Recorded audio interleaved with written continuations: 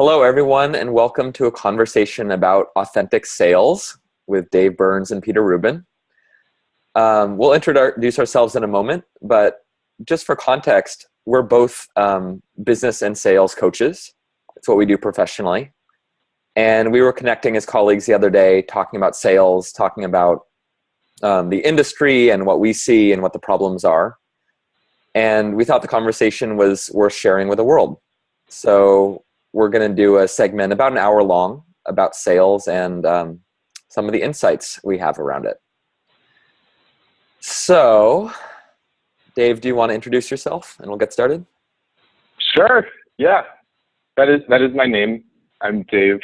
I'm actually in New York right now visiting. Usually San Francisco is my home base. And there's this kind of standard elevator pitch that business coaches generally teach of like, I help blank do blank by blanking. You know what I mean? I do. And then you tell your story. I'm kind of bored by it. Terrible. And now life is great since you met someone who does exactly the work you do. Exactly. Yeah. Exactly. Yeah. So I don't really want to do that.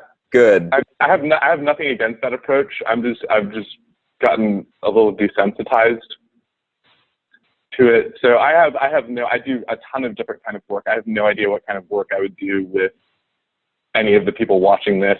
If you want to know, send me a message. We can figure it out. Often people come to me for help because they have a mission they deeply believe in and they're somehow uncomfortable with selling.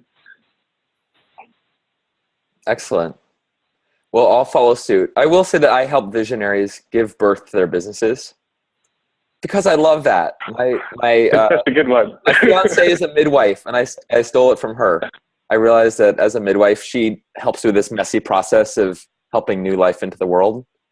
And it clicked for me that that's what I do too.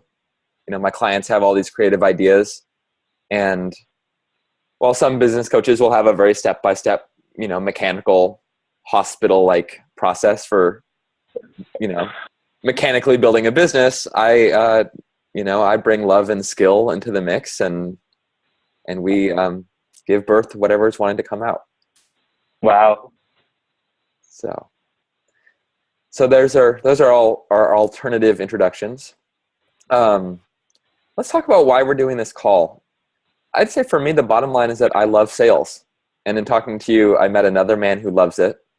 And I know sales is a very charged word. And I think we mean something very different when we say sales than you'd expect, than you read in the books, than you deal with at a used car lot, that sort of thing. I'm actually not sure I do. I think I might mean exactly that. We'll get into it. All right.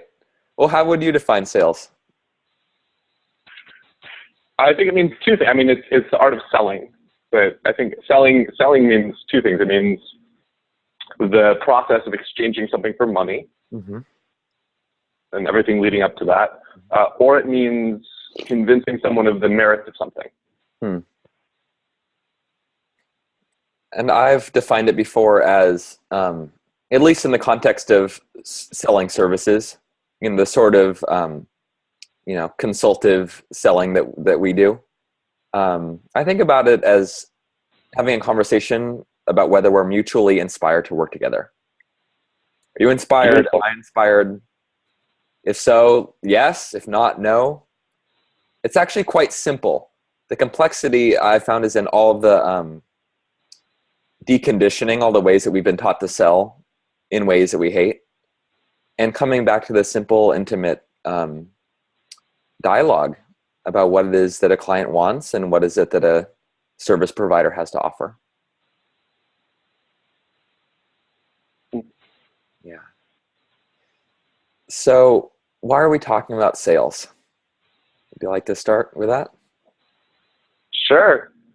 I mean, I see two things. On a kind of abstract level, it's genuinely the heart of every business.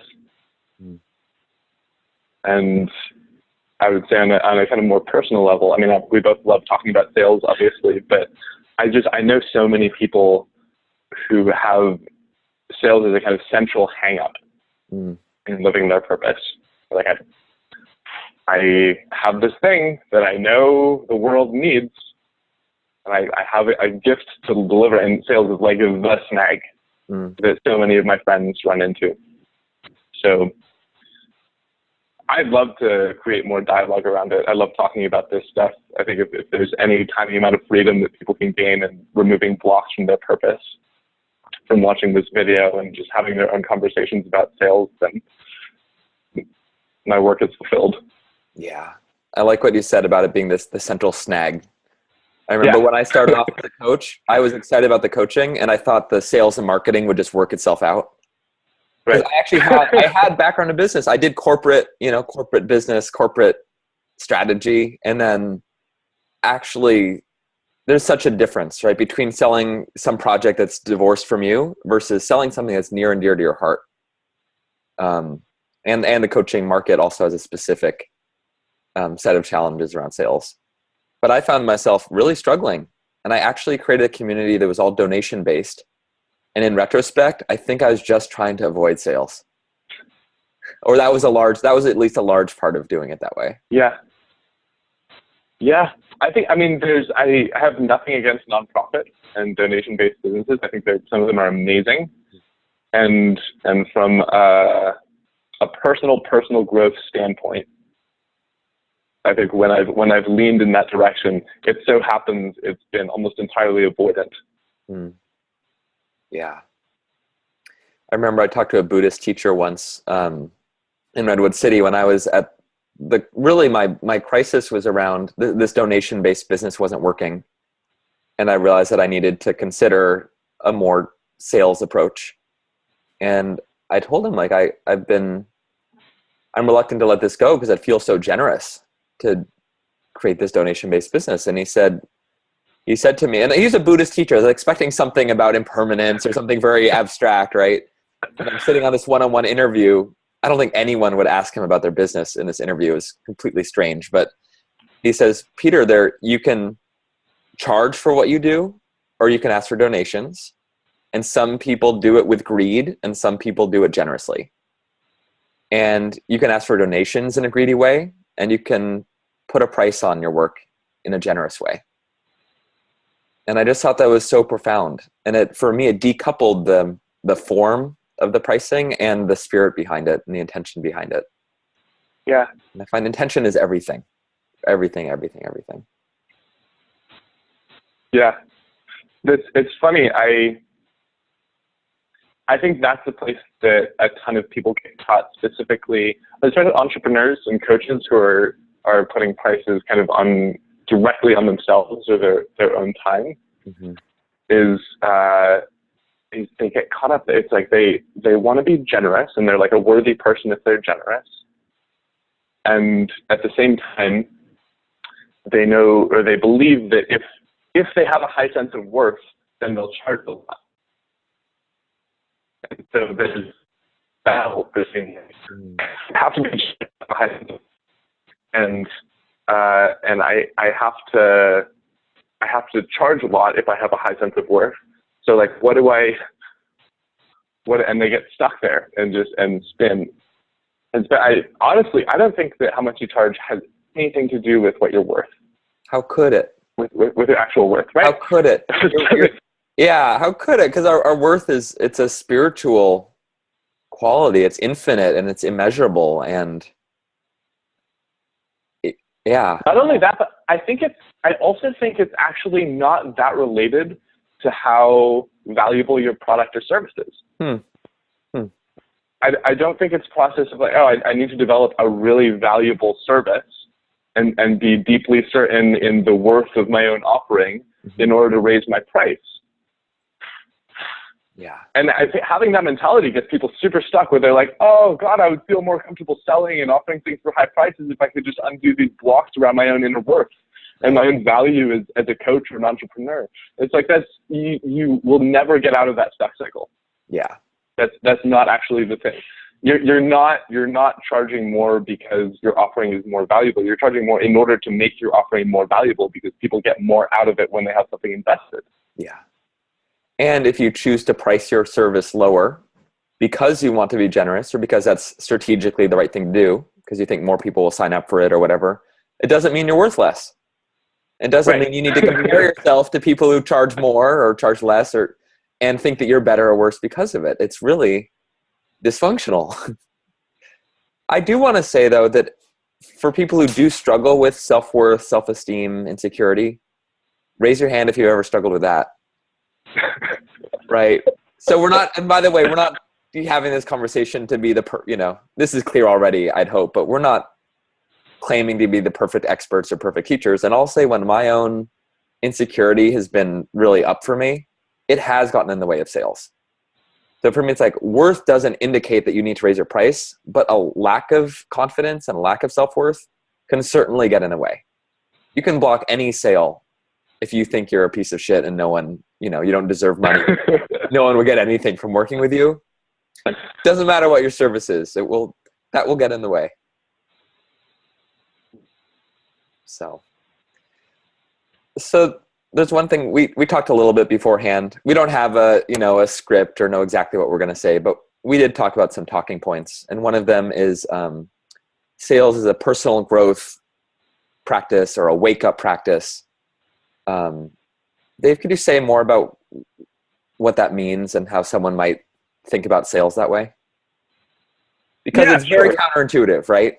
It's right. The exact opposite of what you'd assume about sales. So, yeah, essentially, I feel like the closest analog is relationship. Actually, relationship and sex. This is where I hear this actually talked about. I don't hear it talked about a ton in the context of sales. Occasionally, but it's much rarer. But you hear a ton from like relationship coaches, even like therapists. Is the idea of using your relationship as a kind of vehicle or an excuse for your own expansion, for your own growth. Mm-hmm. And it makes perfect sense. We have this drive to be with other people and to have sex and to connect deeply, intimately. We have that drive. Why wouldn't you harness that drive for the sake of your own wake up? It seems like missing an obvious opportunity. It's like this incredibly powerful fuel source. Yeah. So, right. And the so let me build a bridge, because we actually both do conscious sexuality work. So for some of you, we're preaching to the choir. For others, what I want to say is that there are different types of waking up or enlightenment. One is a transcendent path where you sit on a cushion, divorce yourself from reality and breathe. And in the avoidance of in the letting go of your drive and letting go of your desires, there is a transcendent and enlightened quality to that. And I think, Dave, what you're saying is sort of turning 180 degrees the opposite direction. There's another path to waking up in which we embrace our darkness, our drive, our hunger. We'll talk more about the shadow of sales. There's a lot in there. But using that as a path, and in my experience, the difference between these two paths is that turning towards all that is, dark and human about us, there's a greater gravity and power that comes from that in embracing. In fact, it's a type of wholeness, right? Embracing everything. So that's the path that you're speaking to. Yeah, exactly. It's beautiful. I don't know if I would judge one as bad. I used to have these amazing fantasies of myself as kind of the dissociated ascetic. It never quite worked out for me. Yeah. And at this point, I see it as a kind of, it's like a simple biohack. Like, it's hard to wake up. It's hard to be the fullest version of yourself that you can. Why not take advantage of powerful desires that you have to point you in that direction? Mm-hmm. Absolutely. Right? So the same with sales. People not only have a desire for money and everything that it can create, they also have a desire to have power and influence over other people and to win stuff, to succeed, to accrue points in the game. They have all of those desires. And if you can treat selling and everything around it as a deliberate, conscious practice, then you can harness all of those things, all of those very powerful desires. The desire for money, like success, money is very high up there in the list of strong ones. Mm-hmm. If you can harness those things, then you have these incredible allies within yourself for your own wake up. Mm-hmm. Can you say more about how someone would harness them without going totally out of control and hurting people? Yeah, awesome question. So I don't think going totally out of control and hurting people happens when you turn totally towards it. I think it happens when you try to avoid it.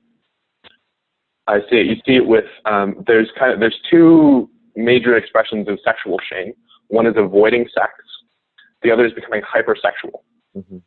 Having a lot of sex that doesn't really nourish. And you see the same thing happen with sales.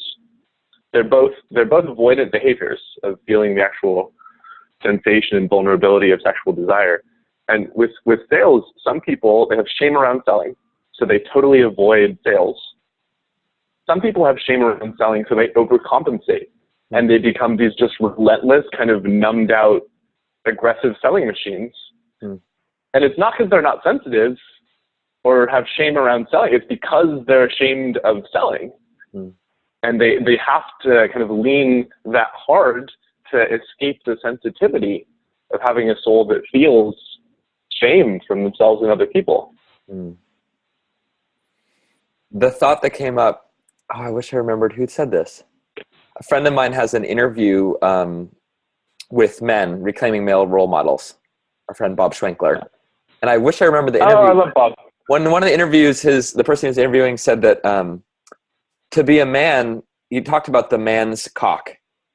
And he said, you're leading, you're thrusting forward in the world with the most sensitive part of your body, with the head of your cock. I did not expect to go there on this call about business and sales. But when you shared that, it did feel like there is this penetrating quality to selling and also a sensitivity. Yeah. Right. And I'm not saying that only men can do sales. Like that's just a metaphor for it. But there is something about that. If you're that forceful or, without the sensitivity, you're going to hurt people. If you're sensitive without really putting your attention out, and being with other people, you're not going to be very effective. Right. So let's talk about, this is awesome. And I also want to say intimacy is a big topic in sales because really vulnerable stuff comes up. Right. I just had it was actually a client conversation yesterday, but it was about money. And my client was struggling with money and I asked her, what are her numbers? Because she was freaked out and I wanted to go from the fear and the spinning to like, what is the actual truth of the situation? And her first reaction was, I don't want to tell you because you're going to take advantage of me. And she just started crying and I actually started crying too, because I realized that wasn't personal. It's not about me. It's not even about her. It's like, we're in a culture where so many people have been hurt, taken advantage of, like we have guards up. It's natural to have guards up, given the amount of hurt that's happened around business and sales. I don't know where I was going with that. Just a level of, intimacy and trust. And for me, when I do sales, it's like, can I be a man who's worthy of trust? Right. So for me, I do own my desire for money, my desire for success, but I don't lead with that. Like to me, that isn't what sales is about. Like for me, sales is really about generosity and service. And like, I need to own those parts of me or they're going to come out really sideways. Right. But I try to also keep perspective of like, for me, what it's really about is like, how can I be generous and how can I be of service? I try to lead with like 60% of that at least. Yeah. Yeah, that's beautiful. And it's effective too. Mm-hmm. I think the really great sales coaches and trainers do mostly that. They teach people to understand sales as service and generosity. And it works. It works. People have amazing success with that approach. Yeah. And at the same time, I think there's a very subtle shaming of selling and of hunger, especially the hunger for money, that comes when people teach that way. I think to some extent, it's the success of that approach is that it successfully avoids. It's actually a kind of effective bypass in a certain way. I'm not saying that we should like throw out service and generosity. I think they're crucial. They're crucial to the selling process. And at the same time, there is this and at the same time, we want to sell. We want to close motherfuckers. You know, that is in us. And to say that that's not really what it's about is true. And at the same time, it's like, yes, sex is not what my relationship is about. And it's a huge part of my relationship. It's very important. And when I say it's not really about the sex, there's a way I'm subtly shaming the desire for sex. I'm saying that because I judge the desire for sex to be lower than the transcendent desires for like blissful unity or whatever. Right? And I don't think it is. I don't think it's an either or. Yeah. I love that we're doing this call together. I feel the tension between what we're saying. And I really feel that there's something we have to teach each other. I think in sex, it's about the heart and the genitals, right? Like that divide. Right. And people leaning towards one or leaning towards the other. And what I feel like for now is like, you're leaning more towards the genitals. I'm leaning more towards the heart. And neither approach is wrong. And maybe there's more of a balance we can each find, or more of a wholeness we can find if we're open to hearing and open to learning from each other. Yeah.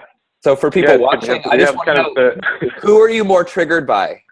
Or who do you more resonate with? Or, because we're representing something. Like, I actually think we're both pretty close in the broad scheme of salespeople. Like, we're actually on the either side. It feels like either side of the great divide, right? Which is why we have this connection. And I think we're pointing to different facets of what it's about.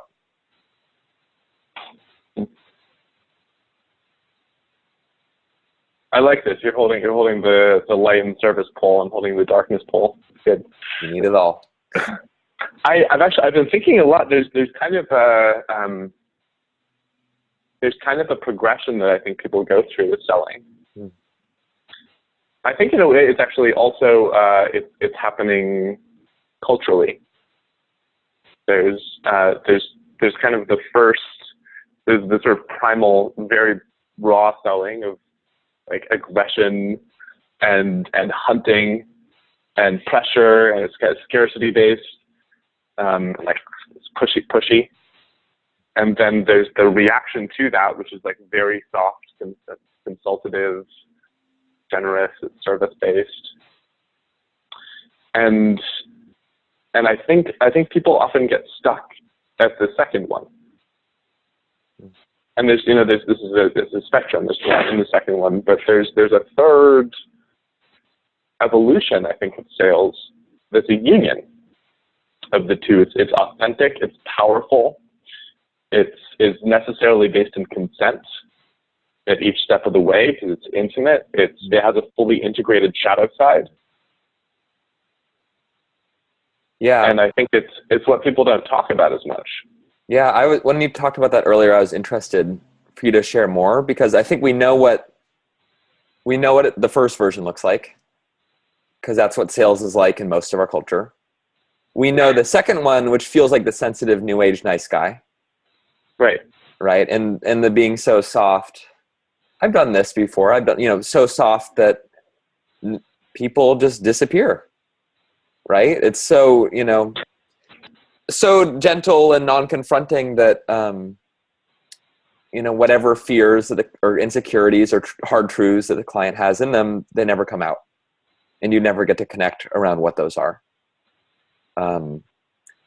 But this third stage that you're speaking to is a newer model, right? I think we're both practicing it. I know other people who are practicing it, but I I think we really are on the cutting edge of putting language to it, and putting form to it, because it isn't, you cannot do this third stage with a script or template as far as I'm concerned.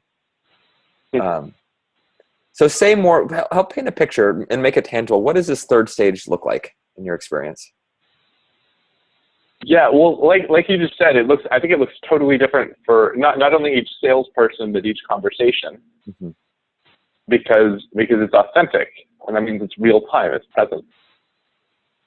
So I don't think that means that it's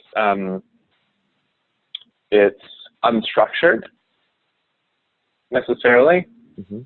but it does mean that there's no one formula for doing it. There's not like you would not be able to have a 1,000-person online course, I think, in the third stage of selling that actually works for people, unless a lot of the course had homework of like, go develop this thing for yourself. Like the cookie cutter approach actually doesn't work, because and this is where people get really fucked up. I think I just see this over and over. People get stuck with this belief that in order to be successful in my business, in selling, I have to do these certain things that other people tell me are the way to succeed. And they're like, well, here's this tool, that these very successful people have told me I need to use in order to succeed.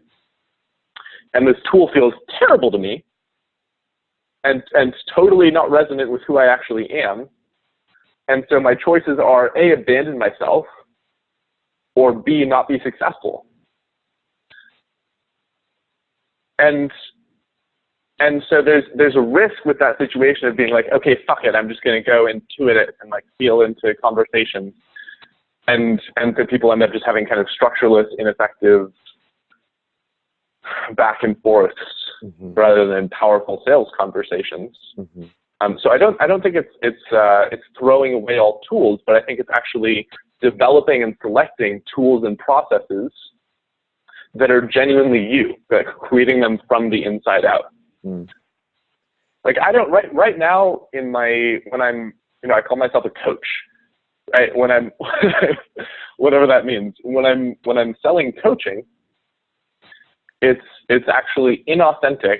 It is not fully who I am right now with most people to navigate objections. Mm. I have a ton of experience in navigating people's objections, and I used to be very generous with it. I would give people a lot of like what I saw and help them make their way through their resistance, and it would often result in sales.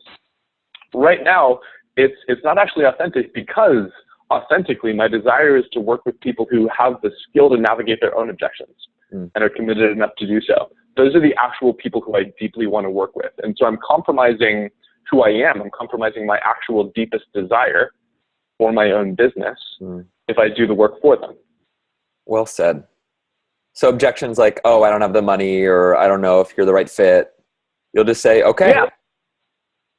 Okay, then I guess we're not. Yeah, so I call it a fuck no. We will call it a fuck no if it's not a fuck yes. Yeah. Yeah, I have that experience with my own business right now, where as my reputation is growing, I have more and more people reaching out, and I have the luxury of choosing clients. We always can choose our clients, but in the beginning, it was harder to say no because of my financial needs. Yeah. And now I'm able to really say, I get to work with the clients who really light me up. And I'm still working through this. How do I say no? Like, how do I say no to a client who wants to work with me?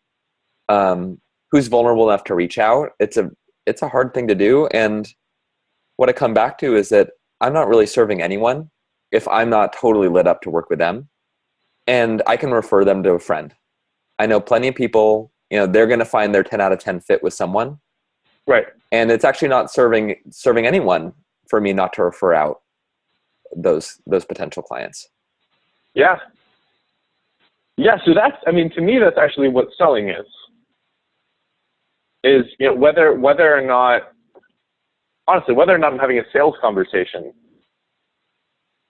I'm selling to some extent.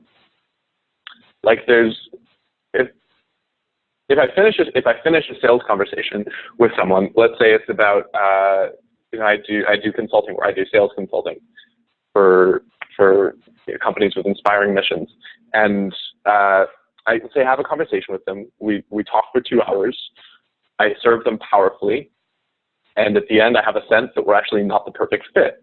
Then I still sell them something.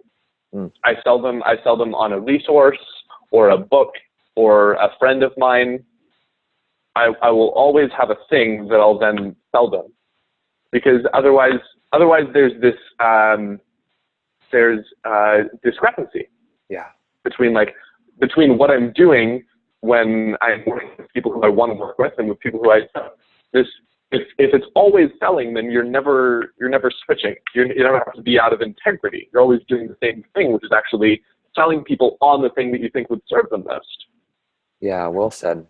And it's actually a disservice not to sell them something from that broader definition. I don't mean sell them your service, but if someone's going to take the time and get vulnerable enough to share what it is they deeply want and what they're struggling with, if you don't recommend some course of action, you just created a dead end for them. They just had an experience of sharing their need and having nothing for them, having no path forward. And it makes them that much less likely to go there again, right? For the fear of having that same dead end. So please, we have to offer something. I see that almost, like a professional obligation is to sell something. And the creativity is in what that looks like, right? It could be selling a free thing. It could be selling something that's not yours. Yeah. I see it also within not just in sales conversations, but in my coaching work. I just had a coaching session with a client who I spent about an hour. I generally do 2-hour chunks. We spent the last hour of me taking her through a very rigorous sales process to sell her on committing to a particular thing in her life. We went through how things are, all of the struggles she's facing. She painted this beautiful, vibrant picture of how she wanted it to be. And there was this thing that was stuck in between. It was like a kind of classic sales process. And at the end, she was sold. She was like, I will do whatever the fuck it takes to get this thing in my life. And the path was clear. Then she could actually take the action. So I see it extended, within all of the work. I think selling meant broadly. We actually have a kind of, if you want to be of service to people, then you have to be doing it all the time. Yeah. You actually are doing it all the time, whether or not you admit it. And so it makes more sense to do it. A parent of a 3-year-old sells them every time the kid's getting dressed. Right? It's all the time. I really get that. There's a great book by Daniel Pink, To Sell is Human. And that's really the premise of the book, is that we're salespeople, all of us. And we can be unintentional, unconscious, non-deliberate salespeople, or we can look at that in ourselves and cultivate it. So I wanted to ask you about how you've learned. I think there's something I still want to get to, which is like how it sounds really good. Oh, sell authentically, being who you are, doing it completely your way. But I'd like to give people a sense of how one would figure that out. So maybe we can tell our own stories of selling. And how did you learn to sell in a way that's authentic and powerful, like you shared? Yeah, that's awesome. So I'm a big fan of study and practice. So I'm not a fan of practice without study. I'm not a fan of study without practice. Like I love the combination. So as soon as I started, actually, I took a sales job because it was the most confronting thing that I could find at the time. I was just like fascinated by what could possibly give me so much terror and resistance. And immediately I started studying. I started with I started with Jordan Belfort videos on YouTube.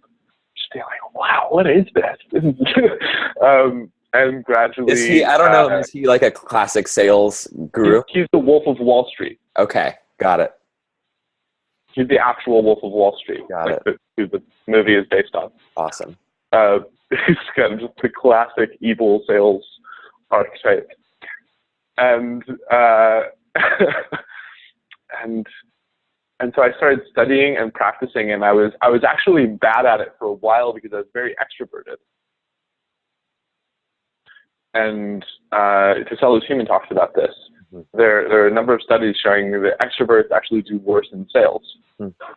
They do slightly better than introverts, but ambiverts, people in the middle, actually do the best. Because extroverts tend to be, it's a little bit like what we were talking about before. There's kind of this overcompensation of aggression, and there's just like talking and friendly, and you're just like spewing energy, and you're not actually taking in the other person. You're not attuned.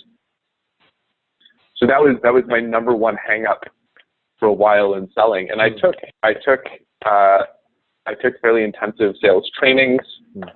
I read about 1 to 3 hours of books on sales every day. Wow. And I love this shit, you know, and videos, actual seminars. A huge thing for me was talking to successful salespeople, and gradually it's interesting. I've never talked through this whole process before. I would say probably the most influential thing in my learning selling was a book not on sales. There's a book called The Art of Learning. Hmm. And it's by this, I'll sell you guys the book. It's the book, the movie Searching for Bobby Fischer. It's a movie about a chess prodigy. It's about this child named Josh Waitzkin. Becomes phenomenally good at chess in a short period of time. The subject of that book, Josh Waitzkin, the subject of that movie, wrote a book called The Art of Learning. And it's about first his journey into mastering chess. And then in a couple of years after he stopped chess as a teenager, he went on to become the world champion in Tai Chi push hands, competing.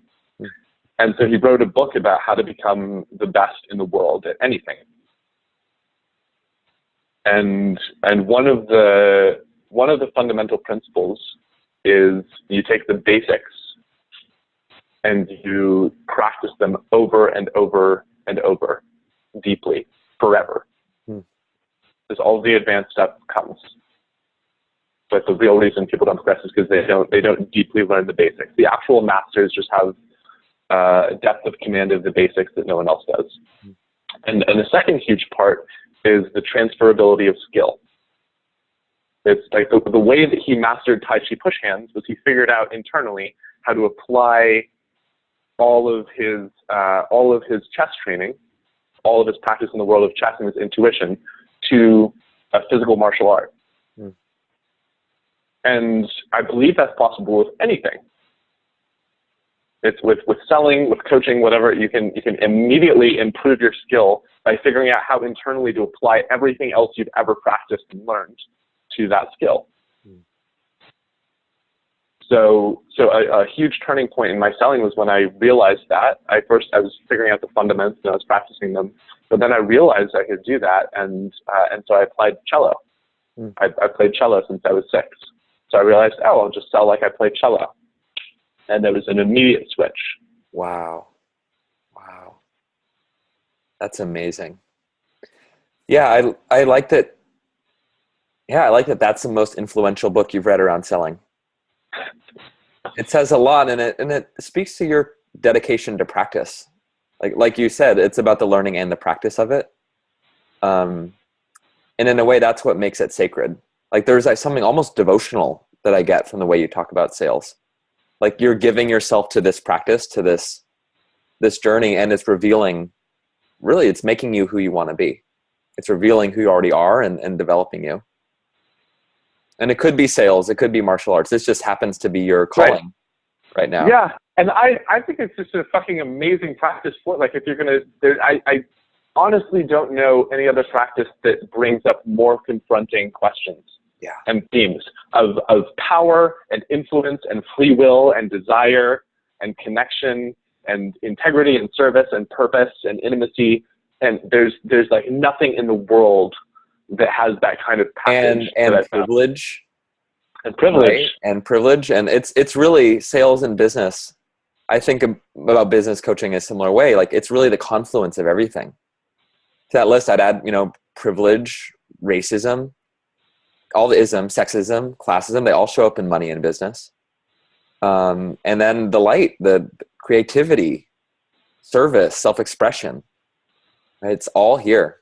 It's incredible. I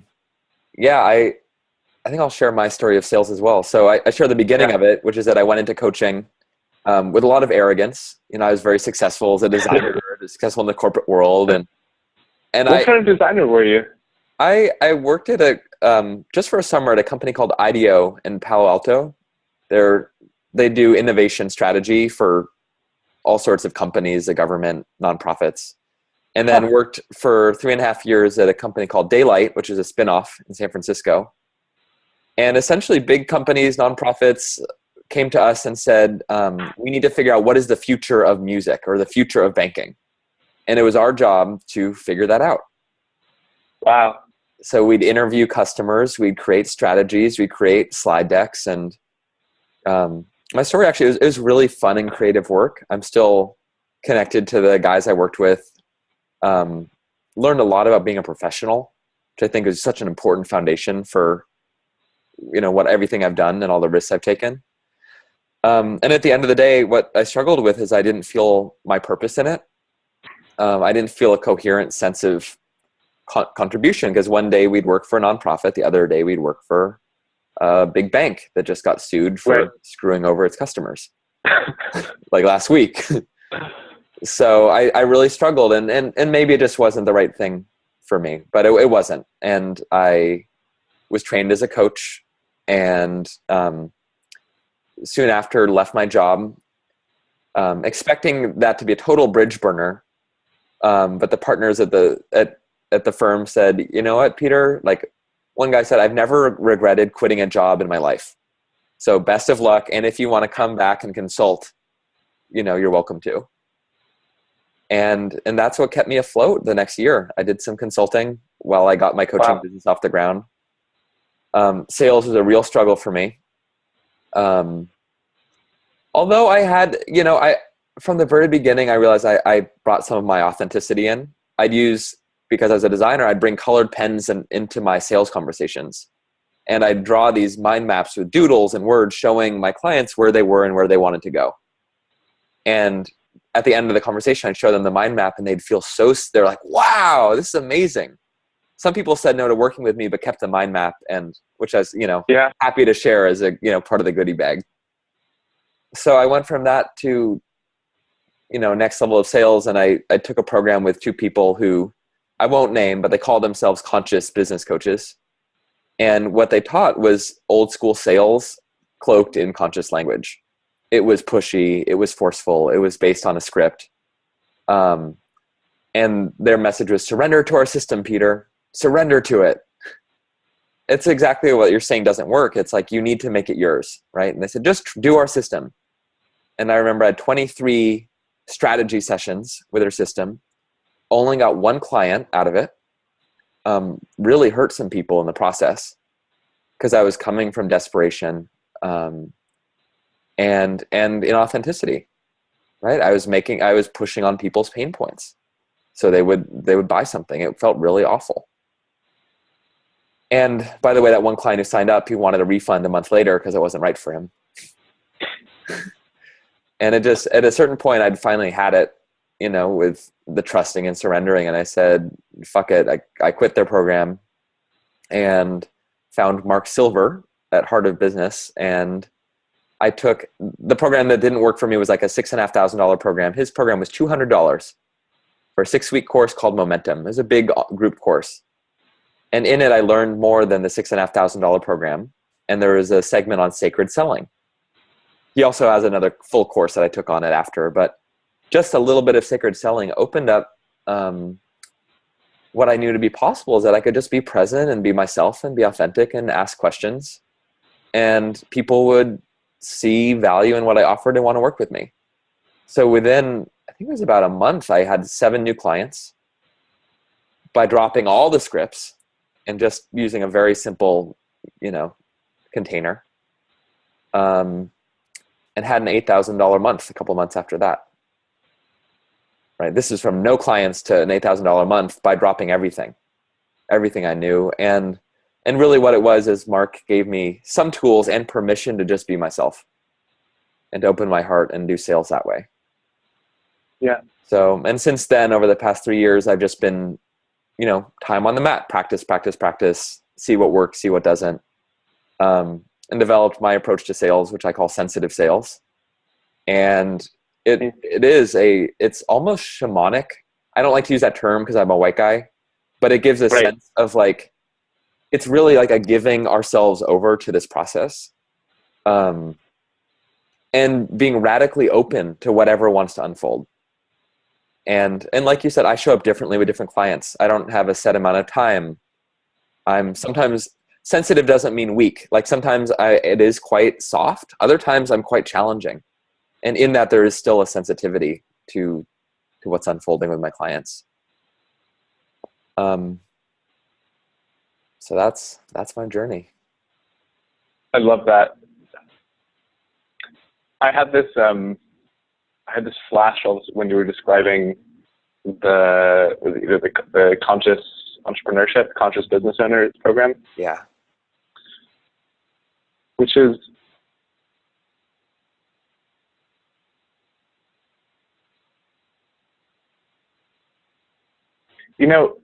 some people actually do have great success taking on other people's models that happen to resonate with them. Mm.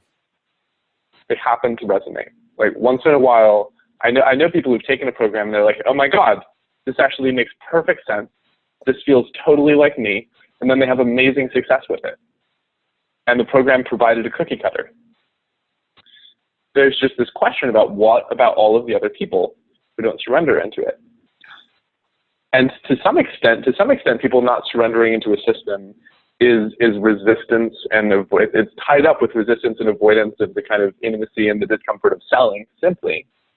And at the same time, the voice that says, oh, you should avoid that, it's uncomfortable, and the voice that says, you shouldn't do that, it's not you.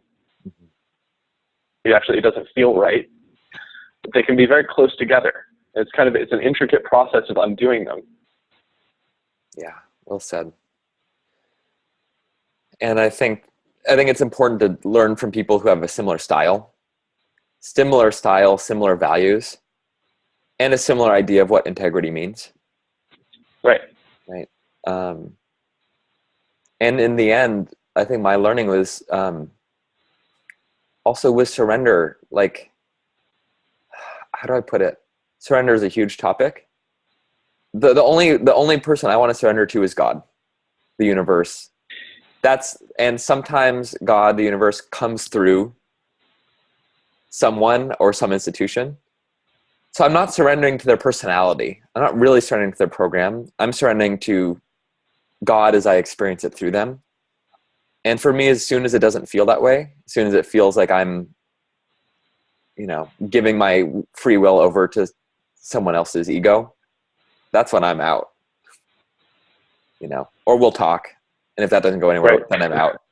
That's really how it is. But yeah, it's a tricky thing. Yeah. And what I know for both of us is like, we're both so committed to helping the people in our lives find their way. Like, we don't want other people to sell the way we do. We want them to sell their way. And that's also like letting your student be better than you, letting your student be different, not being attached to the teacher role. Right. So, I think there's one more piece. I'm just looking at the time. One more piece I want to talk about, and then we'll wrap up, which is the language of sales. So I've really struggled with this. And in classic sales, the language is you have leads, generate leads. They turn to prospects. You have a sales conversation, you close them. There are conversion rates. There are conversion rates. Right? All the language is, in my mind and my heart, feels really objectifying. Like all of a sudden you go from, Dave Burns to a lead. You become a $20,000, prospect. I mean, a potential. It's just, it doesn't work for me. And it's really hard to find language that isn't objectifying. So I'm curious what your thoughts are on that. And do you have you might have a different reaction. You might like the classic sales language. I don't know. I have some unorthodox thoughts on this. Good. So I have a ton of respect for the aversion to those terms. I think like the part of us that's kind of grossed out by calling people prospects is actually it's a beautiful part. It's a part that has something to say. It'll be different for different people, but for me, it does something like you don't just care about their money, you care about them. You genuinely do care about them. You want to be connected with them. You want to experience them in the present as an authentic human being and serve them the best you can. It says something along those lines. Yeah. Right? And I found, so for the first. Let me add one more thing. It's that, and also, it feels like it narrows my view of myself and them from full humans where there's full possibility to this very narrow view where there's only one thing that can happen that's good, which is closing the deal. So right. Actually, to me, when I use that language, even internally, when I think of it that way, there's a contraction of what's possible, and not like everything works worse. Yeah, that's my experience. So for the first 6 months that I did any selling, I insisted on holding on to the classic sales terms like lead, closing, conversion, etc., because I could tell that I had so much aversion to the kind of shadow of selling, to my own hunger for it, that I use that language in order to force myself to confront it day after day. And I actually experienced tremendous growth from that. I don't think that's actually the right thing to do for everyone. Some people are actually served better by coming up with different language, avoiding sales language altogether, not even using the word sales for some period of time. And I've found that there's a kind of plateau people hit with that. There's diminishing returns to avoiding the language. So I deeply respect building a foundation that avoids objectifying, that keeps service in mind, etc. And it's the same thing that we were talking about earlier. I don't think it's actually an objectifying or a bad thing for someone to be a prospect. It's a descriptive name of a particular kind of relationship. It's like, I don't think it's that mom is an objectifying term. It's a term for a person. She's not just my mom, obviously. She has a soul and a life outside of motherhood, and she's my mom. And if I think that mom is objectifying, then that means to some extent I have shame about the maternal relationship.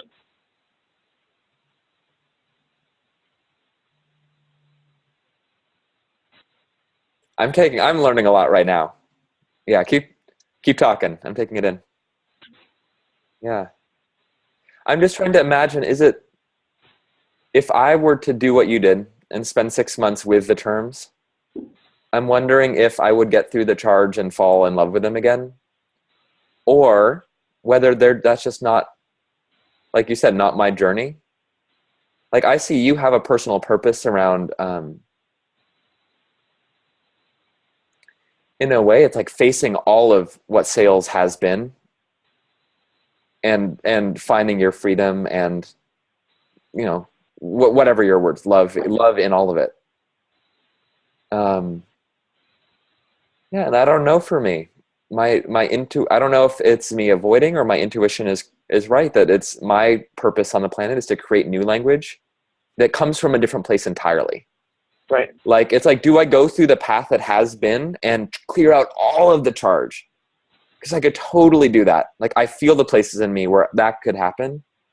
Or is my path to just start somewhere that already feels good and build from there? And that has been my choice till today. and I'm interested. I'm going to sit with it. I like what you're sharing. I had one of the greatest salespeople I've ever met had this quote that she invented that was, "Sales is love, and the universe is made of love. Therefore, the universe is made of sales." Mm. And to some extent, obviously, it's a joke. That's not how logic works. Yeah. And I think there's something profound in that. Yeah. Which is the key to mastering anything is to see it everywhere. Because then you're always practicing. Mm-hmm. Yeah. It's not separate from the rest of your life. Mm-hmm. And so if you're going to take the path, and I don't think it's the right path, I think it's one potential path of embracing classic chargy sales terms like prospect. If you're going to take that path, it's not a gripping onto that term, it's an expansion of it. All of a sudden, everyone becomes a prospect, and selling becomes much more than convincing people to take a particular service with you. Yeah. It consists in serving people as relentlessly as you can.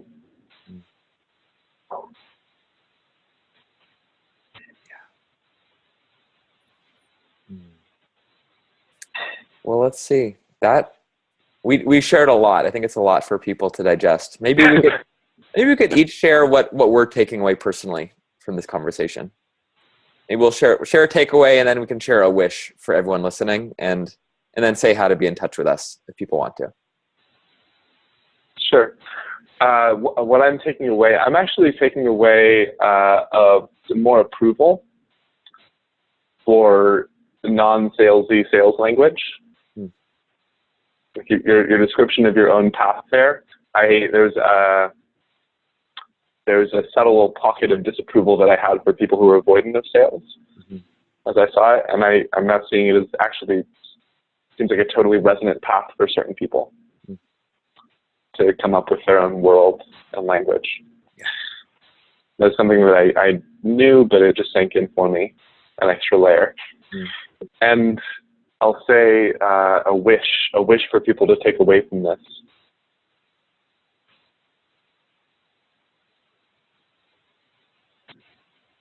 It's two things.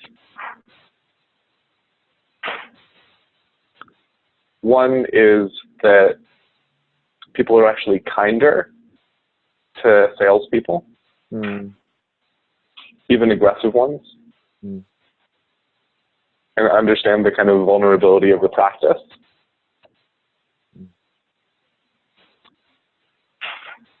And the second is that I have a feeling there's someone watching this who has a deep sense of their mission and has felt like there's a story that the only way for them to be successful in fulfilling that mission is to abandon themselves.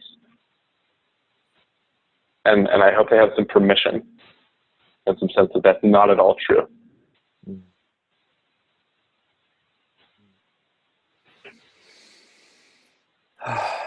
Thank you. How about you?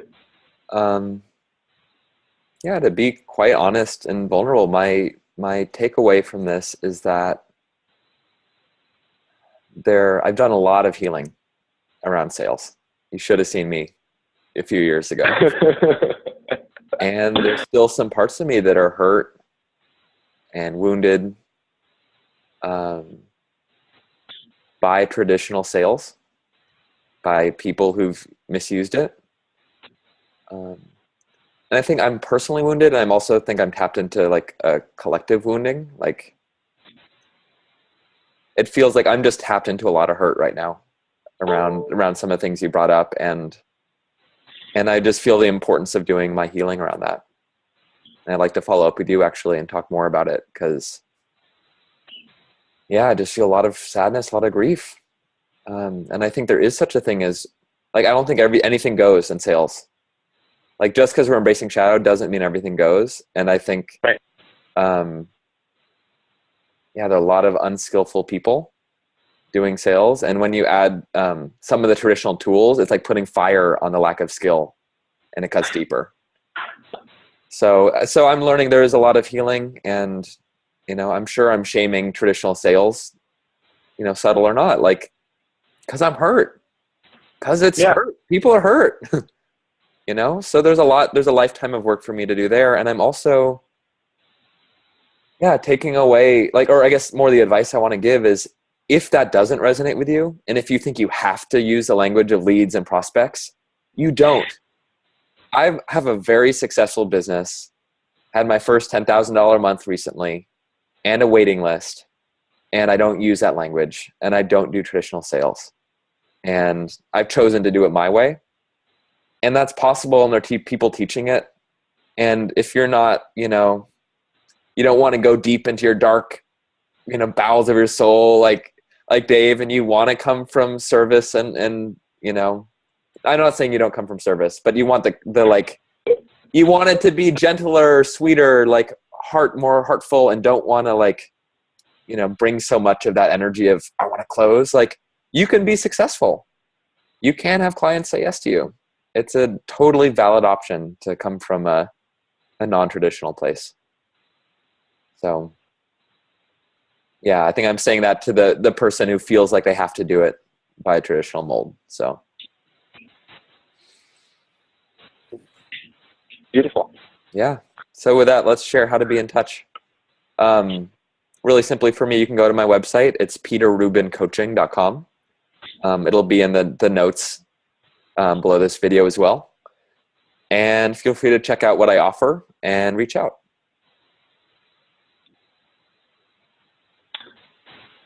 It's funny. I've built for a while an identity on building business, especially coaching business, through conversations, powerful conversations, and with online marketing and presence being kind of icing rather than the cake.